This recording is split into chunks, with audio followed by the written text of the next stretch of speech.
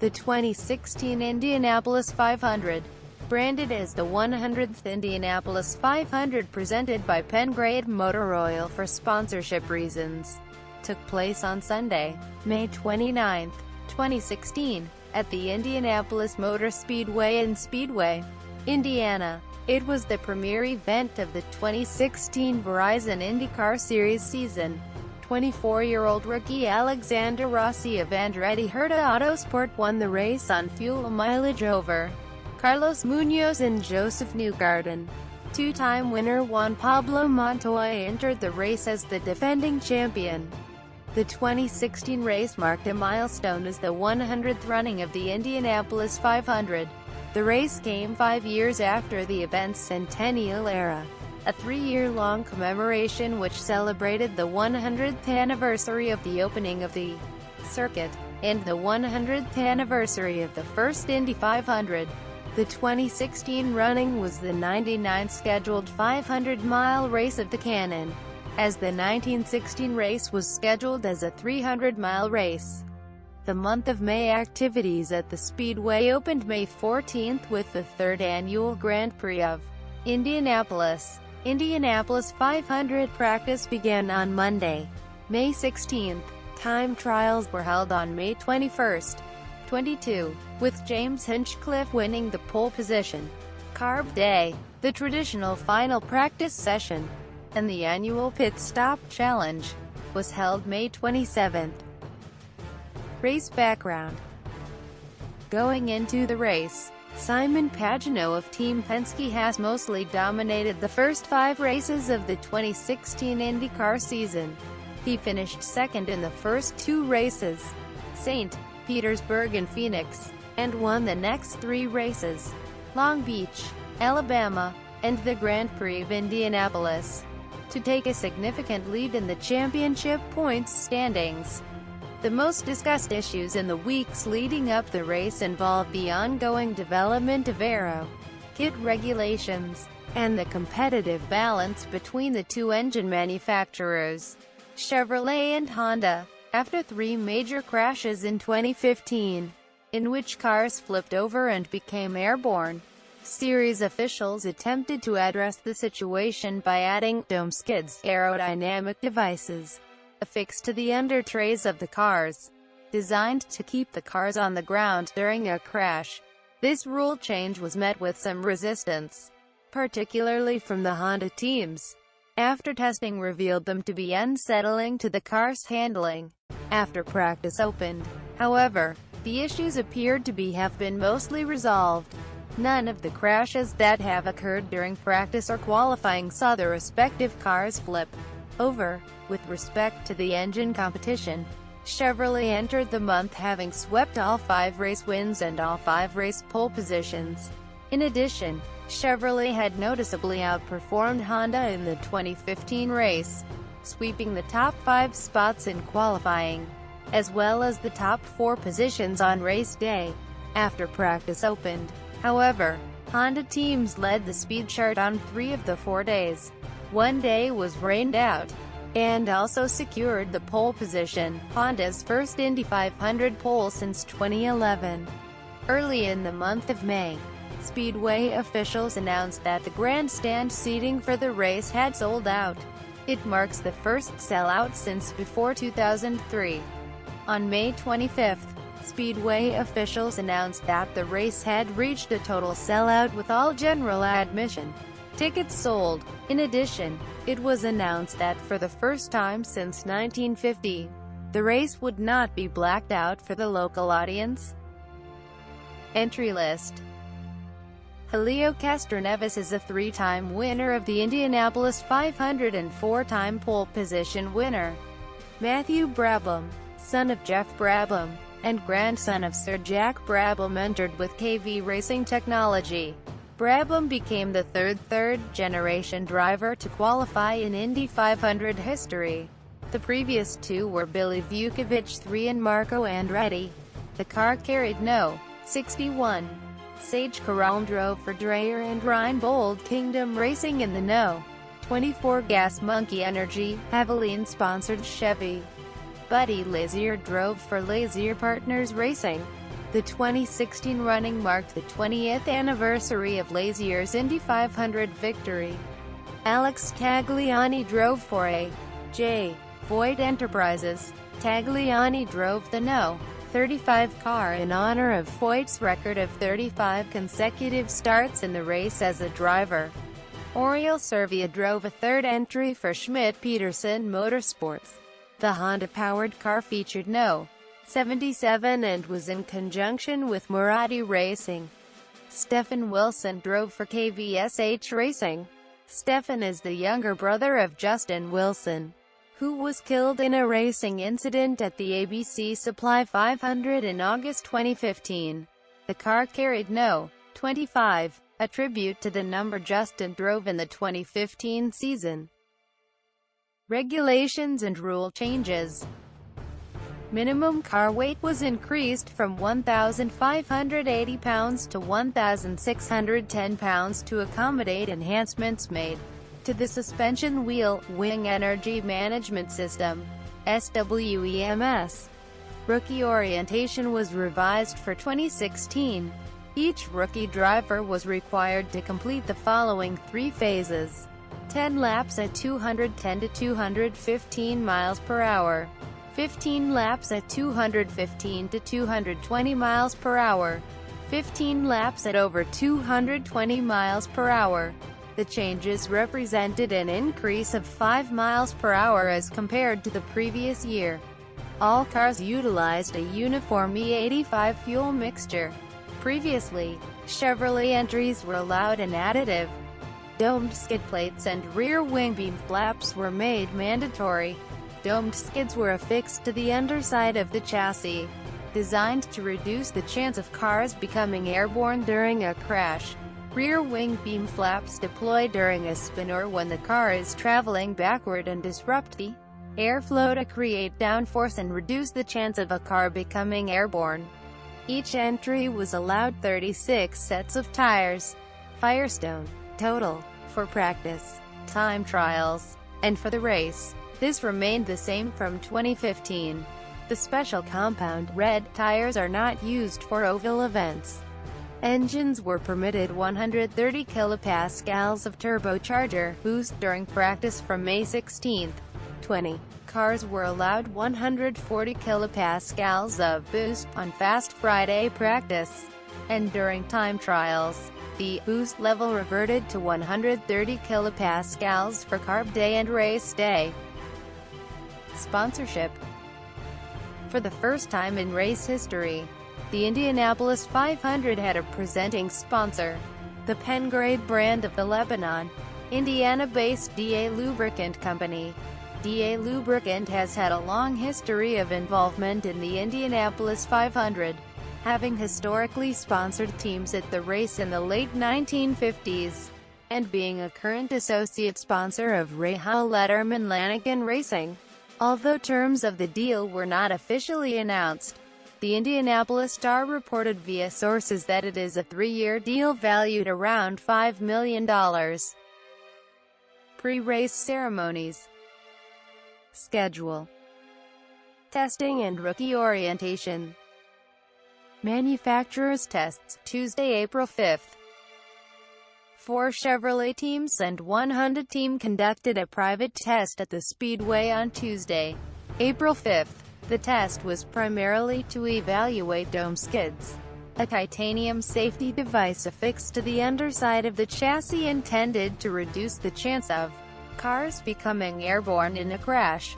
Honda teams had already tested the dome skids once at Fontana. A new rear wing flap was also added being tested. Marco Andretti was the lone Honda participant on Tuesday. Chevrolet participants include Sebastian Bourdais, Ed Carpenter, Helio Castroneves, Scott Dixon and Juan Pablo Montoya. Temperatures were cool, and no incidents were reported. Safety test, Wednesday, April 6th. Summary. An open test was held on Wednesday, April 6th to allow teams to test new and old aero kit configurations for use during the month of May. 1 week after the test sessions, IndyCar officials announced revised regulations for the aero kits. The domed skid plates were made mandatory, and optional underwing sidewalls were extended. Rookie orientation and refresher tests, Monday, May 16. Rookie orientation and veteran refresher tests were held on the first day of practice from 12:00 p.m. to 2:00 p.m. The 40-lap rookie test consisted of 3 phases demonstrating car control, placement, and a consistent driving pattern. Phase 1 consists of 10 laps over 210 miles per hour. Phase 2 consists of 15 laps at 215 miles per hour. And Phase 3 requires 15 laps at over 220 miles per hour. 5 rookies took part in the session. Alexander Rossi, Max Chilton, and Spencer Pigot passed all 3 phases. Matthew Brabham and Stephen Wilson passed the first 2 phases, and were permitted to pass the 3rd phase during any open practice session. Both successfully completed the final phase in the full field session later that day. Practice. Monday, May 16th. Practice summary. The first day of practice was scheduled Monday, May 16th. The day opened with the rookie orientation and refresher tests. Townsend Bell led the way in the early session, while rookies Max Chilton, Spencer Pigot, and Alexander Rossi each completed all 3 stages of the orientation program. At 2:00 p.m., the track was opened for the full field. During this time, the other 2 rookies, Matthew Brabham and Stephen Wilson, successfully completed their orientation programs. All 33 entries completed at least installation laps during the 4-hour session, with a grand total of 474 laps being turned on the day. No major incidents occurred during the session. Andretti Autosport led the speed chart for the day, with 5 of the top 6 drivers being from the team. Marco Andretti set the fastest lap of the day at 228.978 miles per hour, while teammate Townsend Bell set the fastest no-toe lap at 223.940 miles per hour. Tuesday, May 17th. Practice summary. Rain washed out practice for the day. The track was closed at 2:45 p.m. It was the first practice day completely lost due to rain since 2011. Wednesday, May 18th. Practice summary. At 1:55 p.m., Spencer Pigot suffered the first crash of the week. In turn 1, Pigot did a half-spin and slid into the outside wall with the left side of the car. Pigot climbed from the car uninjured, but the car was heavily damaged. No other accidents occurred on the day, but 2 mechanical failures would also bring brief halts to practice. Around 3:20 p.m., Matthew Brabham rolled to a halt in turn 3 with no power to his car. Just after 5:00 p.m., the second mechanical failure of the day occurred when the engine on Mikhail Aleshin's car failed, and began spewing smoke down the backstretch. Aleshin rolled to a stop in turn 3, while not as dominant as the Monday session. Andretti Autosport once again led the day, with Ryan Hunter-Reay setting the fastest lap at 228.202 miles per hour. Josef Newgarden led the way in no-toe laps, turning a 224.541 miles per hour lap late in the session. Thursday, May 19th. Practice summary. All 33 entries took to the track for practice, completing 563 laps. No major accidents occurred during the day, but mechanical failures again brought brief halts to practice. Just after 3:30 p.m., Juan Pablo Montoya rolled to a halt in turn 3 with no power to his car. Practice was halted while his car was towed in. At roughly 4:00 p.m., Ryan Hunter-Reay suffered an engine failure coming down the backstretch. Hunter-Reay brought the car to a halt at the exit of turn 3. Dale Coyne Racing's Gabby Chaves became the first driver outside of the Andretti Autosport stable to lead a practice session. With a lap at 227.961 miles per hour, Will Power led the no-toe rankings with a speed of 225.381 miles per hour. After crashing on Wednesday, Spencer Pigot returned to the track in a backup car for one shakedown lap just before the session ended. Fast Friday, May 20th. Practice summary. Turbocharger boost settings were increased from 130 kPa to 140 kPa for the Fast Friday practice session. At 12:30 p.m., Marco Andretti became the first driver of the week to break the 230 miles per hour barrier. Will Power set the fastest lap of the day, 232.672 miles per hour. Power also had a no-toe lap of 231.339 miles per hour. At 4:05 p.m., the track was closed for about 45 minutes due to moisture from a brief, light rain shower. The track reopened in time for the final happy hour session. At the end of the day, a total of 14 drivers broke the 230 miles per hour barrier. Townsend Bell set the fastest no-toe lap of the day at 231.672 miles per hour. Time trials. First day, Saturday, May 21st. Morning rain delayed the start of practice until 12:30 p.m. 6 minutes into the practice session, Max Chilton spun in turn 2 and crashed into the outside wall. He was not seriously injured. Alexander Rossi set the fastest lap of the practice session at 231.249 miles per hour. Officials announced that time trials would be extended to 7 p.m. to account for lost track time due to the moisture and weepers. The top 9 qualifiers for the day would be locked in and advance to the top 9 shootout on Sunday. The drivers for positions 10 to 33 would also be determined, but the actual starting positions will not set until Sunday. Qualifying began at 2:15 p.m. Tony Kanaan was the first driver to complete an attempt. The early qualifiers were led by Josef Newgarden, who tentatively took the top spot of the qualifying chart.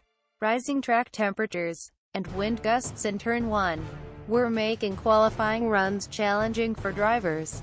About an hour later, at 3:40 p.m., Townsend Bell upped the speed to 230.452 miles per hour, and took over the top spot. At 4:24 p.m., Pippa Mann was on her qualifying run, when a rear wing and fence failed. The car broke into a spin in Turn 2, scrubbed off speed, and tagged the outside wall twice. It came to rest against the inside wall. The car suffered moderate damage, and Mann was not injured. The track stood mostly quiet over the next hour, as teams awaited better track conditions, and waited to see who would make the first move to requalify. At 5:52 p.m., Mikhail Aleshin was the first car to get in line to requalify, and improved on his earlier speed. Within moments, teams up and down the pit lane began scrambling to get into the qualifying line.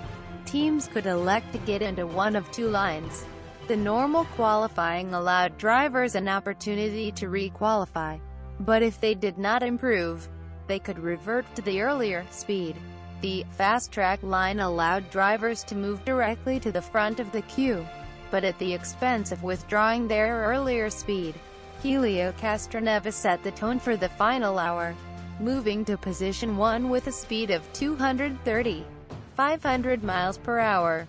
Not to be upstaged, James Hinchcliffe went even faster. In the final minutes, Marco Andretti made a last-ditch effort to make the Fast 9. With 7 minutes left, Andretti bumped out his teammate Ryan Hunter-Reay. Hunter-Reay answered, putting himself second, and bumping Andretti out of the Fast 9. With just seconds left before the final gun, Mikhail Aleshin got out onto the track for one more run. Aleshin bumped his way into the top 9 as time expired. All top 9 qualifiers were over the 230 miles per hour barrier. James Hinchcliffe set the fastest qualifying speed on Saturday, May 21st, and secured the pole position on Sunday, May 22nd. Second day, Sunday, May 22nd. Pole day qualifications saw warmer temperatures than the previous day's trials with roughly the same amount of wind, resulting in lower speeds and an even slicker track. Qualifications began with the determining of positions 10 through 33. Early in the session, Alex Tagliani lost control of his car, hit the outside wall, then slid back across the track and tapped the pit lane attenuator with the nose of his car. Tagliani was uninjured, but the crash forced him to start in last place. Later in the session, a minor incident occurred where a trash bag blew onto the course in the middle of Juan Pablo Montoya's run. Montoya ran over the trash bag, causing a massive loss in downforce for the remainder of the run. IndyCar officials allowed Montoya to retry his run due to the circumstances. The 10-33 position session was topped by Schmidt-Peterson Motorsports' Oriol Servio with a speed of 229.060 mph. Marco Andretti, who was one of the fastest cars during the week, was hampered in his run due to a broken fifth gear, relegating him to a 14th place start. Fast 9 qualifying began shortly after the final run from the first group. Josef Newgarden held the fastest time for much of the session with a speed of 230.700 miles per hour. However, his time was beat at the last moment by the final qualifier of the day, James Hinchcliffe, who went just fast enough to best Newgarden with a speed of 230.760 miles per hour. The pole also marked Schmidt-Peterson Motorsports' first pole position at Indianapolis since Alex Tagliani won pole in 2011. Post-qualifying practice. Monday, May 23rd. Post-qualifying practice was scheduled on Monday, May 23rd. The session was scheduled only until 4:00 p.m. to allow practice for Indy Lights later in the day. The teams converted their cars back to race setups and boost was reduced back to race day levels. All 33 cars appeared on track, mainly participating in drafting and race simulations. One incident occurred during the day just after 3:10 p.m. when fire erupted from the left rear on the car of Jack Hawksworth. Hawksworth emerged from the car quickly. Despite the shortened session, more laps were turned during the day than any other practice session prior, with a total of 2,886 laps. Chevrolet cars took the first 4 spots in the speed charts for the day, with Josef Newgarden running the fastest lap at 227.414 miles per hour. Carb Day. Practice Friday, May 27th. Carb Day practice was scheduled Friday, May 27th. Practice was only scheduled for 70 minutes to allow for other events later in the day. The day also turned out to be the warmest practice session of the month. One incident occurred during the day when Pippa Man slapped the wall coming off of Turn 4. Early in the session, Tony Kanaan set the fastest time of the day at 226.280 miles per hour. Pit Stop Challenge. Starting grid. Race. First half. Race day featured partly cloudy skies and temperatures in the low 80 F range. Helio Castroneves had a small issue getting his car started, but quickly resumed his place on the grid. During the first parade lap, smoke began to come from underneath the car of Buddy Lazier, stemming from what was later reported to be a stuck throttle. Lazier would not return to the race until roughly a quarter of the way through. Start. Pole starter James Hinchcliffe led the field into the first turn.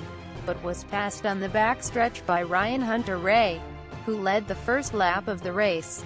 From here, the first quarter of the race became a three-way battle for the lead between Hunter-Reay, Hinchcliffe, and Josef Newgarden. The first round of pit stops occurred during this time, which served to spread out the field and separate the leaders from the rest of the pack. They also allowed for Towns and Bell to join in on the battle for the lead. On lap 47, the first caution of the day flew for debris on the backstretch.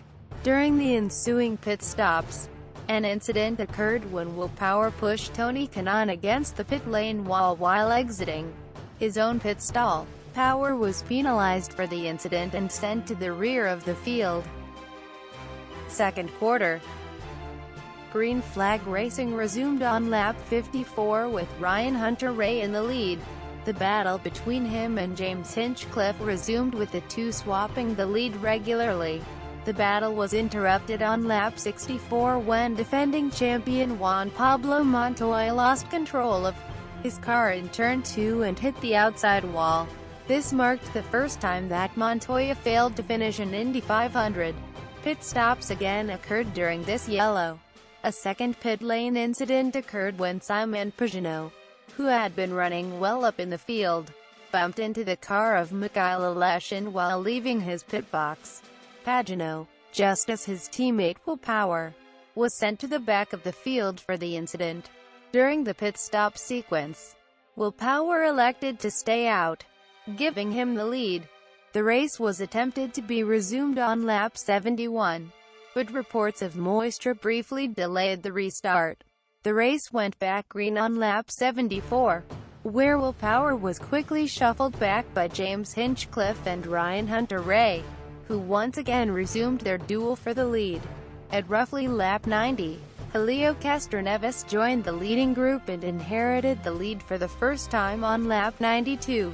The third caution of the day came out just laps later on lap 94, when Sage Karam went wide while trying to pass Towns and Bell and slapped the wall in turn 1. Karam's car slid against the wall all the way to the backstretch. Pit stops occurred during the yellow with no major incidents. Brian Clausen stayed out to lead 3 laps during this yellow before making his own stop, promoting Castroneves back into the lead. Also during this yellow, Simon Pagenaud began to report that the engine in his car had started to misfire, effectively ending his chances of winning the race. Second half. Halfway. The green flag came out again on lap 104.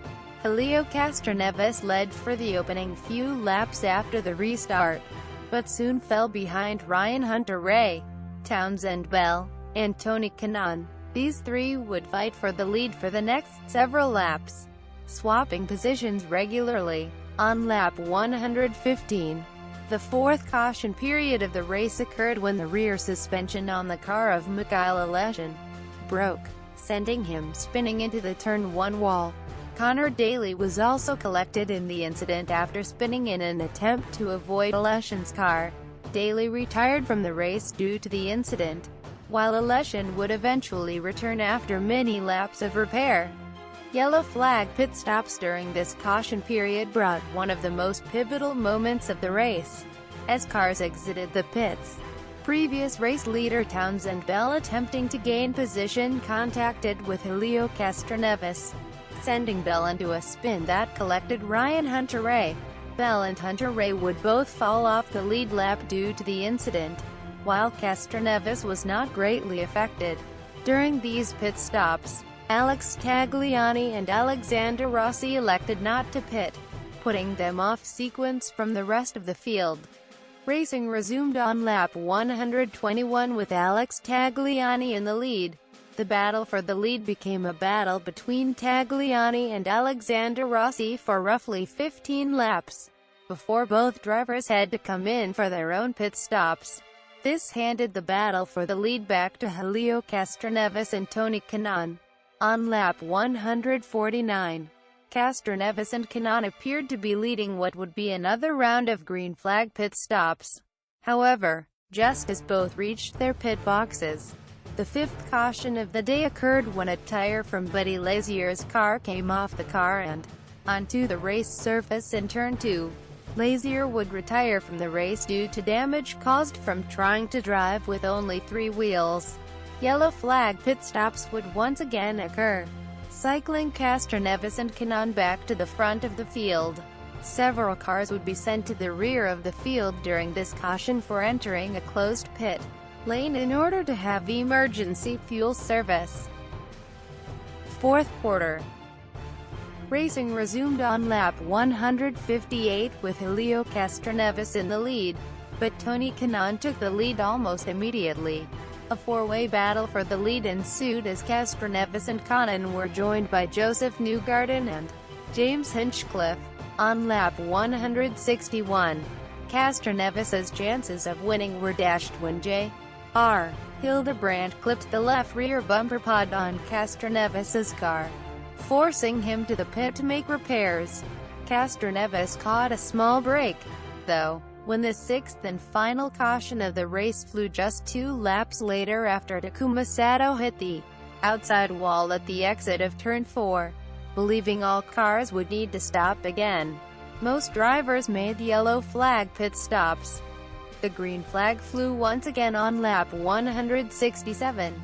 The battle for the lead became a 3-way duel between Tony Kanaan, Josef Newgarden, and Carlos Munoz. J.R. Hildebrand also ran in the lead group, but was off sequence in pit stop strategy and came in much earlier than anyone else. Finish. With 10 laps to go, it became apparent that the leaders would need a splash of fuel to get the cars to the end of the race. Of the leading group, Tony Kanaan would be the first to pit, followed by Josef Newgarden a few laps later, and finally Carlos Munoz with 5 laps to go. It appeared the winner would be the driver with the best pit stop. When Munoz made his stop, the lead of the race passed to Alexander Rossi, who had been 10th at the time of the previous restart. With the guidance of Brian Herta, Rossi attempted to gamble on fuel and finish the race without another pit stop. With 2 laps to go, Rossi began to slow considerably in order to bring the car to the finish. As the white flag fell, Rossi held a lead of over 20 seconds. Despite running a final lap at less than 180 miles per hour and coasting from Turn 4 to the finish line, Rossi was able to hang on to win by roughly 4.5 seconds over his teammate Carlos Munoz. Rossi was the first rookie to win the Indianapolis 500 since 2001 when Helio Castroneves took victory in his first attempt. Box score. 1 points include qualification points from time trials, 1 point for leading a lap, and 2 points for most laps led. Championship standings after the race. Broadcasting. Television. The Indianapolis 500 was broadcast live in the United States on ABC and streaming on WatchESPN and the ESPN app. On May 25, Speedway officials announced that all grandstand and general admission tickets had sold out.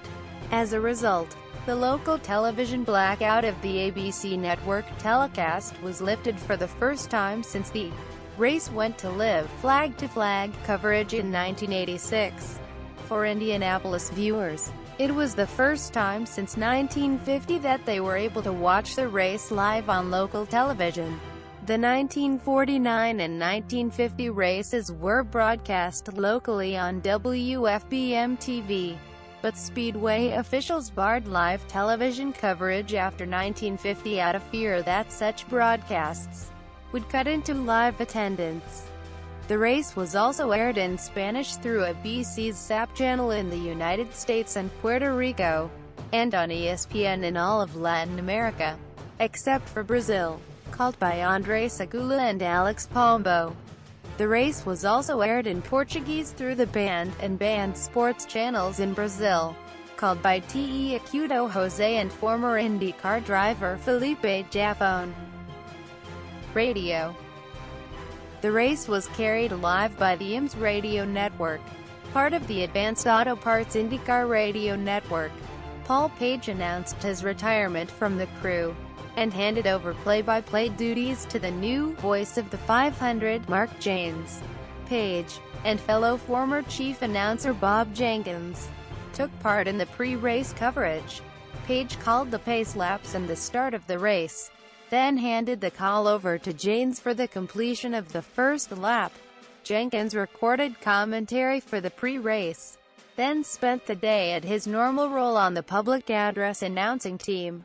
Page, as well as Mike King, visited the booth during the race and during the post-race for guest commentary.